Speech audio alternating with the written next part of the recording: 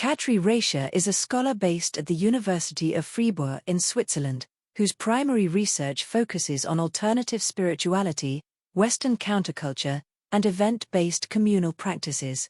Her 2023 book Alternative Spirituality, Counterculture and European Rainbow Gatherings, Pachamama, I'm Coming Home explores the European dimension of rainbow gatherings, and her peer-reviewed article Respect the Stick, Material Culture and Alternative Political Models at European Rainbow Gatherings, examines the talking stick ritual using ethnographic and material culture approaches. Her research draws on participant observation and semi-structured interviews conducted across 14 rainbow gatherings in Europe, between 2015 and 2018. Ratia's work situates these gatherings within broader frameworks of New Age spirituality, festival studies, and communal political experimentation, contributing to academic discussions on contemporary ritual, ecotopian communities, and horizontal decision-making systems.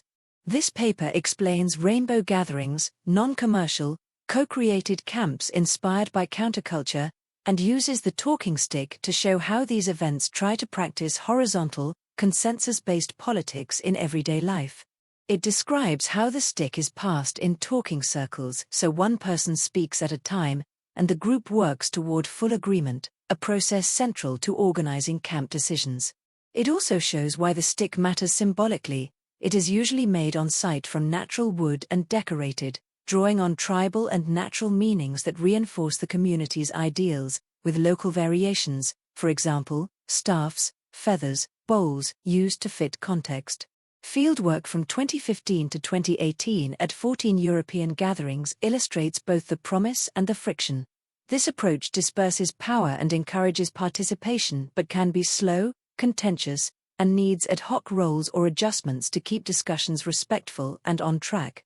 The author concludes that such material rituals and organizational models help make the gatherings feel transformative by turning egalitarian values into tangible, shared practice. The 2016 European Rainbow Gathering took place at the border between Italy and Slovenia, set within a forested landscape that served as both a physical and symbolic space for communal life. Participants assembled around a central fire pit, carrying simple objects such as firewood, teapots, and the talking stick adorned with ribbons and beads.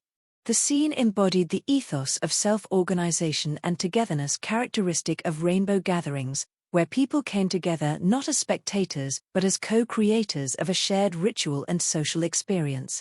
At this particular gathering, the community convened a talking circle to address a practical issue concerning the quality of the camp's drinking water. Participants took turns speaking while holding the talking stick, expressing ideas that ranged from the need for water testing to reflections on the spiritual aspects of natural water. The stick's movement around the circle structured the conversation and reinforced the gathering's commitment to egalitarian and respectful dialogue. Through this participatory process, decisions were reached collectively, balancing practical necessity and shared values. The circle concluded with clear resolutions and collective action. Volunteers agreed to test the spring, boil water at key kitchens, and organize a water filter workshop, while rejecting the purchase of bottled water from communal funds to maintain alignment with ecological principles. The meeting ended with a collective chant of Om, symbolizing unity and closure. This opening episode encapsulated the event's integration of material practice, spiritual expression, and grassroots politics, illustrating how the talking stick served as both a ritual object and an instrument of participatory democracy. The Rainbow Family of Living Light is a grassroots movement dedicated to ideals of sacred nature, transformation, and social renewal.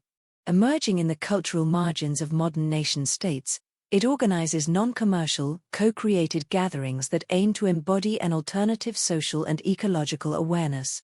These rainbow gatherings are conceived as temporary utopian communities, rejecting centralized authority and market exchange while fostering spiritual and environmental consciousness. They are inclusive, open to all participants, and take place in natural, usually remote, settings that allow for detachment from mainstream structures of power and commerce. The movement's history traces back to the early 1970s, growing out of the countercultural currents that followed the civil rights and anti-war movements in the United States. The first rainbow gathering occurred in Granby, Colorado, in 1972, bringing together diverse countercultural groups to experiment with non-hierarchical cooperation. During the following decade, the model spread internationally through traveling participants and transnational networks. The first European gathering was organized in 1983 on the border between Switzerland and Italy by activists and alternative media figures from several countries. By 2019, gatherings had become a global phenomenon held annually on every inhabited continent, averaging between 70 and 80 events per year. Spatially, each gathering follows an established layout rooted in a 5-decade tradition. Camps are set up in forested or pastoral areas far from urban environments, reinforcing the emphasis on self-reliance and reconnection with nature. Participants first encounter an arrival center called Welcome Home, where they are greeted and oriented before hiking to the main camp. Within the site, tent neighborhoods are interspersed with communal subcamps and facilities such as the main kitchen, temple, and medicine area. At the heart of every gathering lies the main fire or main circle, a ceremonial focal point where rituals, discussions, and community decisions take place, symbolizing the spiritual and organizational core of the event.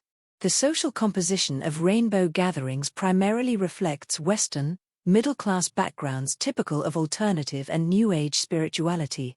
Participants often identify with movements such as neo-paganism, New Age travel culture, and holistic lifestyles. Many engage in practices and worldviews that reject or reinterpret mainstream religious and social conventions.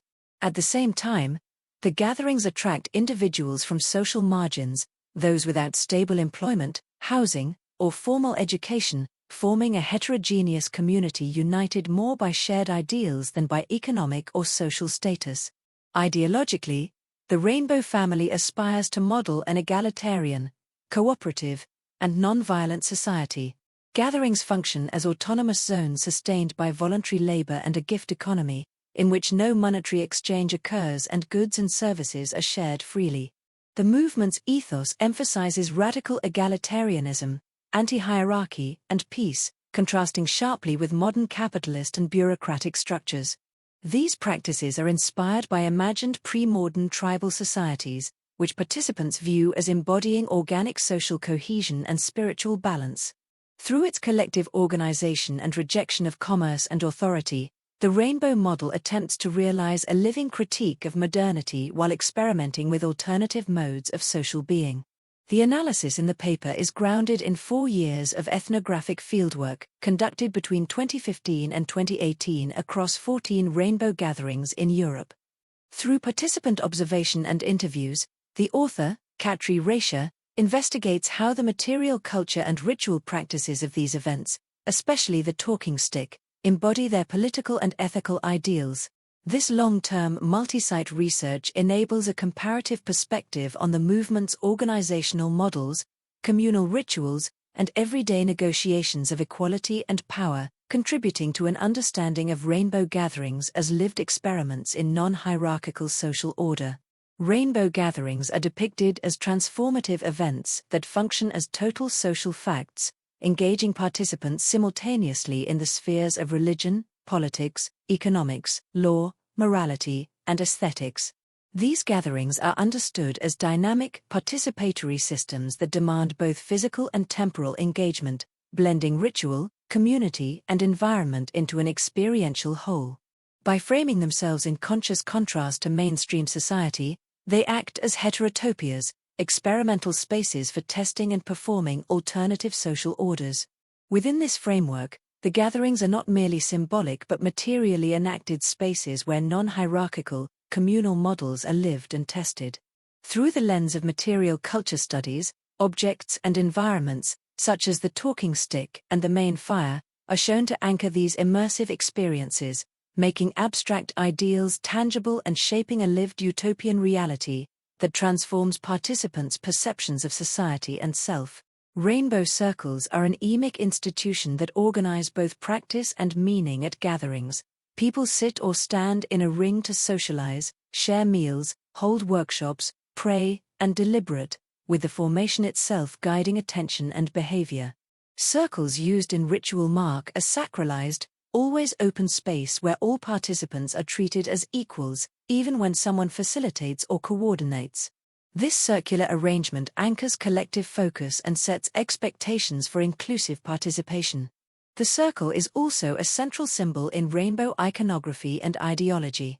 Invitations and affiliated pages depict people in a ring and explicitly link the form to values of peace, inclusion, and equality with phrases such as, "At the circle we become one and we circle for our meals," and "councils because we are all equal," embedding social ideals in a visual and ritual motif. These circles are framed in tribal imaginaries that idealize pre-modern and indigenous societies as harmonious, sustainable, and spiritually advanced, positioning them against modern Western norms. While this lends legitimacy to rainbow customs, it also generates tensions and critiques of cultural appropriation, particularly around Native American references. Not all participants engage in playing Indian, but indigenous idioms remain influential at an ideological level. When focused discussion is needed, a talking circle is convened. Participants face one another and pass a focal object clockwise, sunwise, typically a designated talking stick. The holder speaks without interruption, and breaches are corrected by the communal injunction, "Respect the stick," making the object the operative guarantee of orderly, egalitarian turn-taking. Consensus is pursued through a ritualized sequence. Any speaker may call for consensus by stating a concrete proposal. The stick then circulates as others either pass it in silence to signal agreement, or voice concerns to reopen discussion and reformulate suggestions. Only when the stick completes a full silent round is the decision confirmed. Literature on rainbow practice notes facilitation roles that help maintain inclusion and respect. Circles may appoint gatekeepers to brief latecomers and vibes watchers to pause heated exchanges and recommend collective resets, exercise, silence, or a group hug, so the process stays participatory and constructive. Despite ideals, limits persist. Only a fraction of attendees typically participate in decision-making. Meetings can be lengthy or disjointed, and the process is vulnerable when individuals remain obstinate. These challenges are partly mitigated by facilitation practices, yet participants still regard the talking stick and circle as advancing decentralized, direct forms of radical democracy. The cultural biography of the talking stick section applies the analytical framework of material culture and material religion, drawing particularly from David Morgan and Igor Kopatov, to study how the talking stick functions as both an object and a medium of social meaning. This approach situates the stick within three phases: production, classification, and circulation, each revealing how it operates materially, symbolically, and instrumentally within rainbow gatherings. Production examines how the stick's medium, design, and manufacture express the community's values of naturalness and collective creativity. Classification explores how its function and comparisons with other ritual objects situate it within tribal and egalitarian cosmologies, and circulation focuses on how it is used, received, and imbued with ideology.